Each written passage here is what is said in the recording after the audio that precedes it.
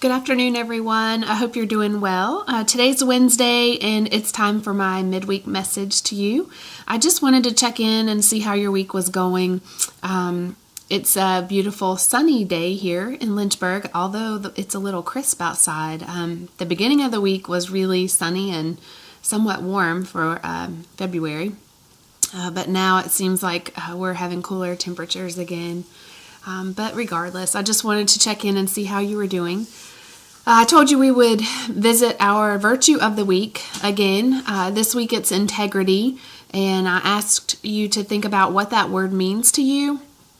I think as nurses, we often think about integrity and living upright lives in the field of nursing, specifically with regards to medication management and avoiding any diversion of narcotics. And always charting, documenting what we say, for if it's not documented, then it's not considered to be done.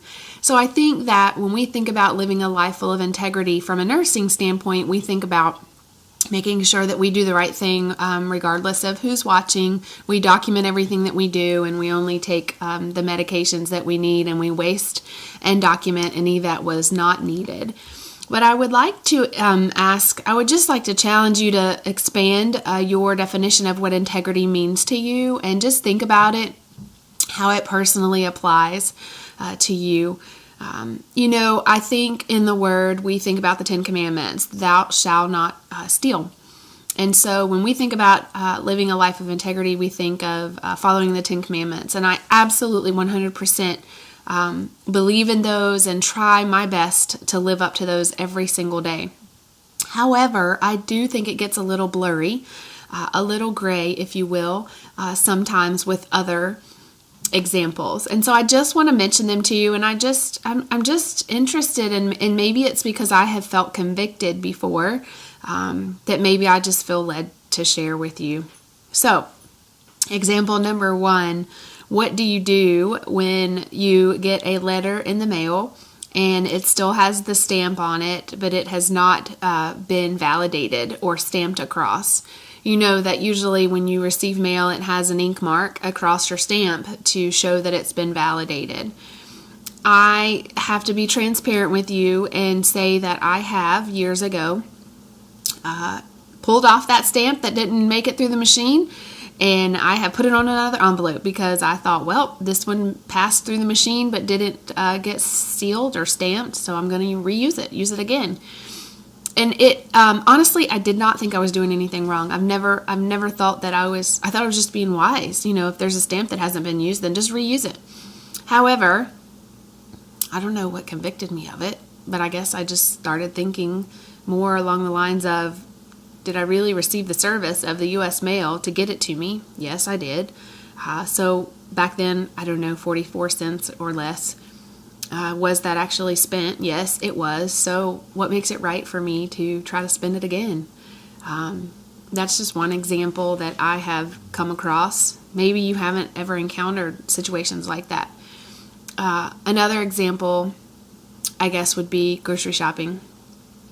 When I had small children, I tried so hard to get in and get out and just get it all taken care of, because you were time limited as to how long the kids would be okay. Or, in my case, they always wanted me to buy more than I needed to buy. But I have entered into the parking lot before and realized that something slipped down the side of my buggy. And it could be the smallest little envelope of something you were buying. I think these were adhesive stickers for a yard sale, the little round ones, and they were in a flat package, and they slipped right down through the slots. And I had all my bags neatly packed, and I got to the car, and then I realized they were still in the buggy. What were they, 97 cents maybe? But I realized I didn't pay for these because they didn't make it to the bag. And so if I go on, would I be considered shoplifting? And whose fault was that? It wasn't my fault. Somebody else was ringing up my bags, ringing up all my groceries and putting them in a bag. It wasn't my fault that they got left in the grocery cart.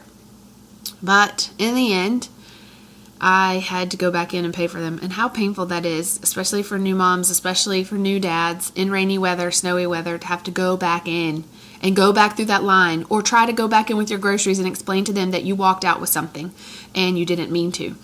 But when we live lives full of integrity, that's what we do. We are upright and we are one with God, and He uses the Holy Spirit to convict us of when something is not right. And so I challenge you just to think about how can you live a life that is full of integrity? And that means that no matter who is watching, you do the right thing. As a kid, we think about stealing from the cookie jar. As an adult, though, it can be much more than that, but it can be something as minute as that. And so when no one's watching, do you live the same life that you live when someone is watching? Oftentimes we live different when we're on camera versus when we're not on camera, when we're not on the stage. I would just challenge you to be authentic and transparent and be real and live the same way that you do off stage as you do on stage. I know that you live upright lives as your nurse when you are practicing as a nurse. I challenge you to hold yourself to the same standard when you are not at work. Hold yourself to the same standard at home and when you're in your free time with your friends, whatever you're doing. I only share that because I'm not perfect and I still struggle in this area. If I get my order is not tallied correctly, it's a lot easier for me to say you overcharged me than it is for me to say you undercharged me. But that is a practice that I am really trying to make sure that I follow. Making sure that I speak up if I'm undercharged just as much as if I'm overcharged. That, to me, is one example of what it's like to live a life of integrity. And by no means am I perfect. I still have to work at this just because I don't realize it sometimes. So I pray that the Lord will show me the way, show me where I messed up so that I can make my wrongs right. And maybe that's what you need to do, maybe not. Maybe not all of you struggle with this the way I do. Sometimes I just get so busy I don't focus on what I need to focus on. So I ask the Lord to clear out the fog, clear out the cobwebs so that I can live a life that's full of integrity and pleasing to Him. Because remember, He's watching no matter who's around. He sees our every deed. He sees everything we do, and He even knows our thoughts. And to me, that's comforting because I need help. I am not perfect. I sin. I fall short. But in the end, He loves me still. And that's why I love Him so much, is because He is my best friend. He is there with me every step of the way, and He is right there alongside of you. So never feel that you're doing any of this alone, because you are not. He is by your right side, and He's there to carry you. So just ask Him. Ask Him for help when you need it. I need it every day. I need Him every day. When I'm not near Him, I go astray, and that's not a pretty sight. So I just challenge you, seek His will for your life. Ask Him to help you live a life full of integrity. And maybe you completely are. But if you're not, ask Him to show you the ways that you can improve. Remember, it's not perfect. We're not perfect because we live in a fallen world. But we make imperfect progress. And as long as we continue to make progress and the Lord continues to chip away at us and grow us into who He wants us to be, then I think we're in His will.